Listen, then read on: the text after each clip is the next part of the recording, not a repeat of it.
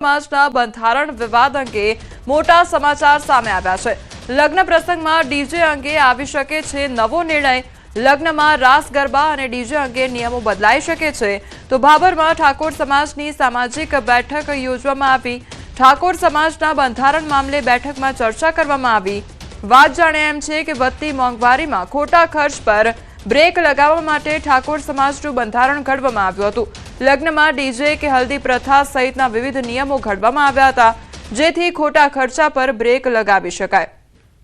તો બંધારણ ઘડતા સમયે સમાજના લોકોએ સહમતિ પણ આપી કે અમે સમાજના બંધારણનો ભંગ નહીં કરીએ, અને કેટલાક લગ્ન સમાજના બંધારણને આધીન થયા, તો કેટલાક લગ્ન પ્રસંગમાં વિવાદ પણ સામે આવ્યો। તો ક્યાંક એવું પણ બન્યું કે ઠાકોર સમાજના આગેવાનના ઘરે જ લગ્ન પ્રસંગમાં ડીજે લાવવામાં આવ્યું હતું। તો બીજી તરફ ક્યાંક ઠાકોર સમાજના કલાકારો કહી રહ્યા છે કે લગ્ન પ્રસંગમાં ડીજે પર પ્રતિબંધ છે, રાસ ગરબા પર નહીં તો અને ડીજે પર પ્રતિબંધ ન મૂકવાની પણ માંગ ઉઠી રહી છે।